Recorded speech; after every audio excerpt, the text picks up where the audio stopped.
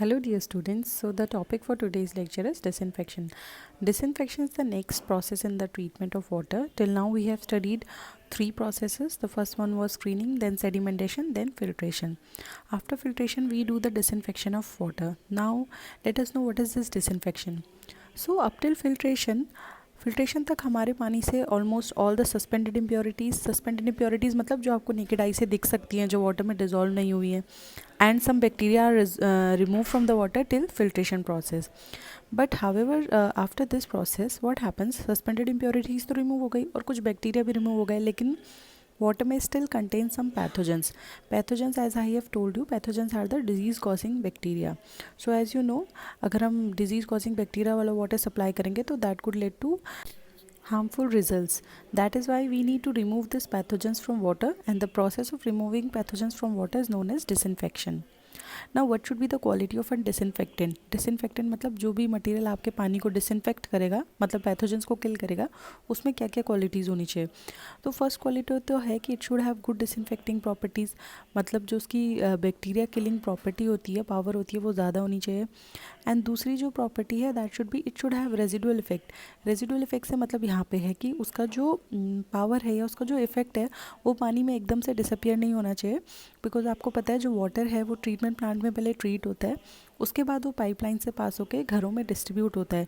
तो अगर जो डिसइंफेक्टेंट है उसका रेसिडुअल इफेक्ट रहेगा तो while water will be on its way to the houses, मतलब जब वो पाइप से सप्लाई होगा तो वो उस टाइम पे भी उस पर कोई इम्प्योरिटी आ सकती है थ्रू पाइप का जो मटेरियल है या कहीं से भी कोई डिजॉल्व इम्प्योरिटी आ सकती है. तो इसीलिए हमारा डिसइंफेक्टेंट इस तरह का होना चाहिए कि उसकी उस समय भी कैपेबिलिटी होनी चाहिए पानी को डिसइंफेक्ट करने की, मतलब बैक्टीरिया को किल करने की. मतलब ये नहीं कि सिर्फ ट्रीटमेंट प्लांट में ही किल करे, वो पानी जब आगे आगे भी पहुंच रहा है अपने, जब तक जहाँ उसे जाना है डेस्टिनेशन वहाँ तक ना पहुंच जाए, तब तक भी हमारे डिसइंफेक्टेंट का जो है पावर बैक्टीरिया को किल करने की वो रहनी चाहिए. तो इससे हम कहते हैं रेजिडुअल इफेक्ट, मतलब उसकी जो एबिलिटी है वो ट्रीटमेंट प्लांट तक ही नहीं रहे, उसके आगे तक भी रहे कुछ टाइम के लिए. तो that is why this is second of the quality of disinfectant, that it should have a residual effect. तो ये क्वालिटीज़ हमारे डिसइंफेक्टेंट में होनी चाहिए. तो ये दोनों क्वालिटीज़ जिस डिसइंफेक्टेंट में पाई जाती हैं वो है क्लोरीन. क्लोरीन में दोनों ही प्रॉपर्टी होती है, it is a good disinfecting agent also and also it has a good residual effect, मतलब पानी में उसका इफेक्ट काफ़ी देर तक रहता है. तो that is Y generally chlorine is widely used for disinfecting the water, and that is why disinfection is also known as chlorination. Now before studying about the chlorination, let us study about minor methods of disinfection. मतलब chlorination के अलावा छोटे scale पे हम कौन कौन से methods use करते हैं डिसइंफेक्शन के.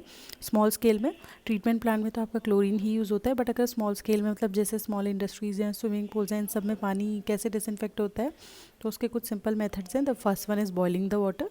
Boiling the water is a simple method which you must also be following at your home. जब हम पानी से, आपने देखा होगा जब हम गर्म पानी करके पीते हैं कि सो दैट उससे बैक्टीरिया किल हो जाए. Another one is treatment with excess lime. Third one is treatment with ozone. Fourth is treatment with iodine and bromine. Fifth one is treatment with ultraviolet rays. And the sixth one is treatment with potassium permanganate, and the seventh one is treatment with silver. So these are some of the minor methods which are used to disinfect the water on a smaller scale. But larger scale में हम chlorine से ही disinfect करते हैं, because दो तीन reason है. एक तो ये कि क्लोरीन अच्छा डिसइंफेक्टेंट भी है, देन उसमें रेजिडुअल प्रॉपर्टीज़ भी हैं, and third one it is cheap and easily available, right. So that is why chlorine is generally use as a disinfect. Now let us know the disinfecting action of chlorine, means how does chlorine disinfect the water. So what happens when chlorine is added to water, it forms hypochlorous acid which have an immediate and disastrous effect on most of the microorganisms. You can see here that when chlorine reacts with water, it reacts with water at a pH greater than 5, means अगर water का pH less than 5 होगा तो chlorine will not react with water. So this is the first condition, that the pH should be greater than 5. So when chlorine reacts with water, it forms hydrochloric acid and hypochlorous acid. इसमें जो hypochlorous acid है इसका बहुत ही immediate and disasters effect होता है हमारे pathogens पे, मतलब ये बहुत इमीडिएटली उन्हें डिस्ट्रॉय करता है और बहुत ही इफेक्टिवली डिस्ट्रॉय करता है. But what happens, this hypochlorous acid formed is highly unstable. But जब ये फॉर्म होता है तो ये बहुत हाईली अनस्टेबल कंपाउंड है, और जो अनस्टेबल कंपाउंड होता है हमेशा ब्रेकअप हो जाता है दूसरे कंपोनेंट्स में, कंपाउंड्स में. So it breaks down into hydrogen ion and hypochlorite ions. You can see hypochlorous acid is breaking down into hypochlorite ions and hydrogen ion. अब ये रिवर्सिबल रिएक्शन है, मतलब फॉरवर्ड भी और बैकवर्ड भी. फॉरवर्ड रिएक्शन हो रही है pH ग्रेटर देन 8 और बैकवर्ड हो रही है pH लेस देन 7। मतलब अगर हमारे वाटर सैंपल का pH 8 से ज़्यादा है तो हाइपोक्लोरस एसिड ब्रेक हो जाएगा इन दो में, लेकिन अगर pH 7 से कम है तो हाइपोक्लोरस, ये वाली रिएक्शन होगी आपकी, मतलब ये दोनों फिर कंबाइन होंगे, ये बनाते रहेंगे। सो व्हाट हैपन्स, इन सारे फॉर्म्स में जो भी बने, हाइपोक्लोरस एसिड सबसे ज़्यादा डिस्ट्रक्टिव है, मतलब वो बैक्टीरिया किल करने में बहुत इफेक्टिव है। तो हमें ये चाहिए होगा कि हमारे वाटर सैंपल में हाइपोक्लोरस एसिड फॉर्म रहे। तो दैट इज़ वाई क्या होता है, हम अपने वाटर सैंपल का जो pH है वो करीबन 7 से कम ही रखते हैं, सो दैट जब 7 से कम होगा तो वो ये रिवर्सिबल बैकवर्ड रिएक्शन होती रहेगी और HOCl बार बार फॉर्म होता रहेगा। अगर हमने pH बढ़ाया तो फॉरवर्ड रिएक्शन हो जाएगी और वो OCl में कन्वर्ट हो जाएगा। OCl में भी आपकी डिसइंफेक्टिंग प्रॉपर्टी होती है, but as compare to hypochlorous acid कम होती है। So that is why if somebody asks that during disinfection why the pH of the sample is kept between 5 to 7, तो 5 to 7 के बीच में इसलिए रखते हैं सो दैट 5 से तो कम रखेंगे तो क्लोरीन रिएक्ट ही नहीं करेगा वाटर के साथ, तो हाइपोक्लोरस एसिड ही नहीं बनेगा, इसलिए 5 से अबव रखते हैं। एंड 7 से कम इसलिए रखते हैं सो दैट ये जो हमारी रिवर्सिबल रिएक्शन है बैकवर्ड वाली टेक प्लेस हो और हमारे वाटर में हाइपोक्लोरस एसिड बनता रहे। And because hypochlorous is most disaster compound that can cause killing of pathogens, right. तो इसीलिए हम क्लोरीनेशन के दौरान जो pH होता है वाटर का उसको हम 5 से 7 के बीच में रखते हैं। Now chlorine also reacts with the ammonia present in water to form various chloramines. You can see in the first reaction that chlorine is reacting with the ammonia to form monochloramine, that is NH2Cl. This reaction is taking place at a pH greater than 7.5. Next जो आपका monochloramine form हुआ that again reacts with HOCl to form dichloramine, ठीक है। तो इससे आपका क्या बन जा रहा है, डाइक्लोरोमाइन। Then in third equation this dichloramine also reacts with HOCl to form ट्राइक्लोरोमाइन।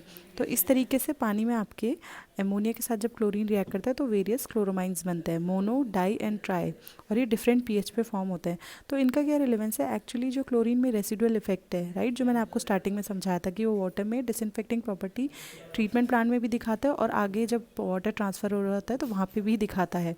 तो यही रेसिडुअल इफेक्ट हमारा क्लोरोमाइंस की वजह से होता है।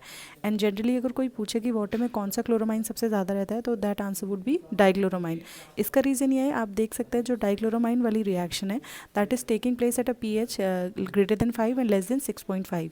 और अभी मैंने आपको बताया था that during disinfection we keep the pH between 5 to 7। तो इसीलिए जब pH इस रेंज पर रहेगा तो डाइक्लोरोमाइन ही सबसे ज़्यादा फॉर्म होंगे। So these chloramines give residual effect to the chlorine, right. Thus chlorine in both the forms, that is free chlorine, free form जो उसका है मतलब HOCl, and in combined form यानी क्लोरामाइन, क्लोरामाइन में कंबाइंड फॉर्म में chlorine present है। इन दोनों form में chlorine disinfect the water. Now let us know what should be the dose of chlorine. Dose of chlorine मतलब आपको ट्रीटमेंट प्लांट में कितना क्लोरीन ऐड करना चाहिए so that water properly disinfect हो जाए। सो the chlorine should be added in such amount that it leaves a residue of about 0.2 milligram per liter after contact period of 10 minutes। Means हम उतना chlorine add करेंगे जिसको कि हम 10 minutes जब पानी के साथ रिएक्ट करेंगे तो जो रेसिड्यू आएगा क्लोरीन का, मतलब बची हुई chlorine, that would be 0.2 milligram per litre. तो 10 मिनट के कॉन्टैक्ट पीरियड में 0.2 मिलीग्राम पर लीटर का रेसिड्यू आना चाहिए क्लोरीन का, उतनी ही क्लोरीन की डोज हमें ऐड करनी चाहिए। रेसिड्यू से मतलब यहाँ पे ये है कि जैसे ही आप क्लोरीन पानी में ऐड करते हैं तो वो जर्म्स को किल करने में अपना काम करने लग जाएगी। कुछ टाइम बाद ऐसा हो जाएगा जब जर्म्स सारे किल होने लग जाएंगे तो जो क्लोरीन हम ऐड कर रहे हैं वो कुछ तो जर्म्स को किल होने में काम करेगी और कुछ रेसिड्यू बचती जाएगी क्योंकि अब पानी में कम बैक्टीरिया है। तो जब रेसिड्यू 0.2 मिलीग्राम बचेगा मिलीग्राम पर लीटर, उतनी ही क्लोरीन अमाउंट को हम डोज ऑफ क्लोरीन कहते हैं। इस रेसिड्यू को हम ऑब्वियसली इसलिए बचाते हैं सो दैट वाटर जब ट्रीटमेंट प्लांट से वापस घरों में जा रहा है डिस्ट्रीब्यूट होने तो उस दौरान वो अपने वे में पाथ में कंटेमिनेट ना हो, right. So this is the dose of chlorine. Now residual chlorine can be determined by the following methods. मतलब पानी में कितनी क्लोरीन बच रही है वो हम कैसे डिटरमाइन करते हैं। मीन्स हमें पता करना होगा कि 0.2 मिलीग्राम पर लीटर क्लोरीन अब इतने क्लोरीन ऐड करने पे बच रही है, तो वो हम कैसे डिटरमाइन करते हैं कि रेसिडुअल क्लोरीन कितना बच रहा है। तो उसके लिए 4 मेथड्स हैं। The first one is DPT test, another one is chlorotex test, third one is starch iodide test and fourth one is orthotolidine test. You just need to remember the names of these test. इनका procedure आपके course में नहीं है लेकिन just आपको नाम पता होना चाहिए कि रेसिडुअल क्लोरीन डिटरमाइन करने के लिए कौन कौन से मेथड्स होते हैं। सो जो आपका वाटर का क्लोरीन डिमांड है, मतलब कितनी क्लोरीन ऐड करनी है, उसका जो फॉर्मूला बनता है, सॉरी क्लोरीन ऐड नहीं, मतलब क्लोरीन कितनी उस पानी को चाहिए सो दैट बैक्टीरिया आपके किल हो जाएं। तो उसका जो फॉर्मूला बनता होता है total dose minus residual chlorine, means total dose तो हो गई मतलब जितना हमने क्लोरीन ऐड किया माइनस जितनी बची हुई है उसमें रेसिडुअल क्लोरीन, वो उस पानी की क्लोरीन डिमांड होगी, मतलब उसको अपने बैक्टीरिया किल करने के लिए इतनी क्लोरीन चाहिए। The next topic in this chlorination is types of chlorination, मतलब क्लोरीनेशन कितने टाइप का होता है। तो depending upon the stage at which the chlorine is added and the amount of which, मतलब कितना अमाउंट हम ऐड करें क्लोरीन का, इसके बेसिस पे हमारे सात टाइप के क्लोरीनेशन है। The first one is plain chlorination. Plain chlorination means when only chlorine treatment and no another treatment is given to water। मतलब जब हमने पानी को कोई भी दूसरा ट्रीटमेंट नहीं दिया सच एज स्क्रीनिंग या सेडिमेंटेशन, और सिर्फ क्लोरीन ट्रीटमेंट दिया है, मतलब हमने सिर्फ उसमें डिसइंफेक्शन किया है, then that process is defined as plain chlorination. इसमें जो हम अमाउंट क्लोरीन का ऐड करते हैं उससे 0.5 मिलीग्राम पर लीटर होता है। Now you must be thinking कि ऐसा हम कब करते हैं, तो ऐसा हम during the time of emergencies करते हैं, जैसे कि आपके वॉर्स हो गए। अगर किसी जगह पे वॉर हो रहा है तो पानी को फुली ट्रीटमेंट प्लांट में ट्रीट करना पॉसिबल नहीं हो पाता है, हमें फटाफट पानी सप्लाई करना होता है। तो ऐसी इमरजेंसीज़ के दौरान हम पानी से सीधे क्लोरीन ऐड करके उससे हार्मफुल बैक्टीरिया को रिमूव करके उस वाटर को सप्लाई करते हैं। सो ऐसे इमरजेंसीज़ में प्लेन क्लोरीनेशन यूज़ होता है। The next one is pre chlorination. Pre-chlorination is the process of applying chlorine before the filtration process। So generally जब आपने पढ़ा कि ट्रीटमेंट में हम नॉर्मली क्लोरीनेशन या डिसइंफेक्शन करते कब हैं, आफ्टर फिल्ट्रेशन, बट अगर हम फिल्ट्रेशन से पहले भी क्लोरीनेशन कर रहे हैं तो उसको कहते हैं प्री क्लोरीनेशन, तभी उसके आगे प्री लिखा गया है।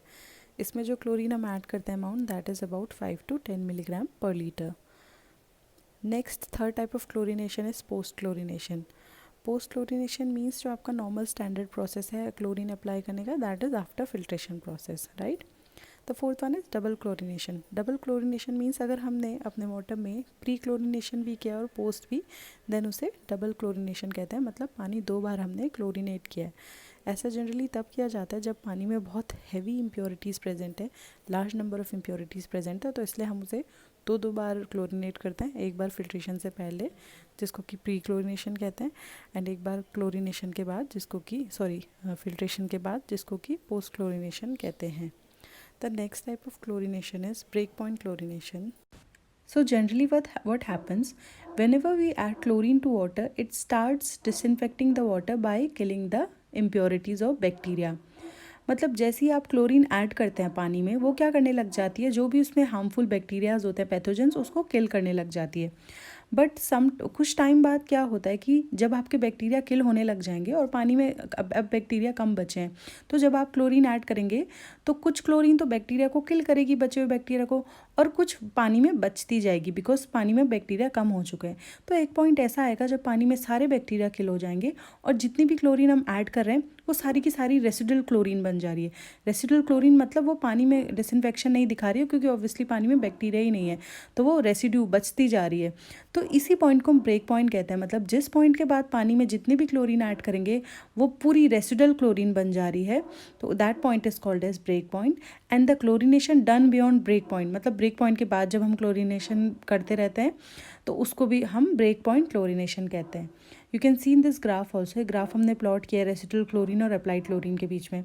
तो स्टार्टिंग में आप देख रहे होंगे कि जब हमने जितनी क्लोरीन अप्लाई की तो उसका कुछ पोर्शन आपका रेसिडुअल क्लोरीन बन रहा है, लेकिन जैसे ही ब्रेक पॉइंट के बाद देख रहे हो एक स्ट्रेट लाइन बन रही है that is inclined at 45 degree, मतलब उसका स्लोप 1 है। तो इसका मतलब जितनी क्लोरीन अप्लाई कर रहे हैं उतनी ही रेसिड्यू बनती जा रही है, तो इसी पॉइंट को हम ब्रेक पॉइंट कहते हैं। और जब ब्रेक पॉइंट के बाद भी क्लोरीनेशन किया जाता है that chlorination is known as break point chlorination. The next type of chlorination is super chlorination. Super chlorination मतलब आपको नाम से समझ आ रहा होगा, इसमें हम बहुत excessive amount of chlorine add करते हैं जो कि 5 to 15 मिलीग्राम पर लीटर की रेंज में करते हैं।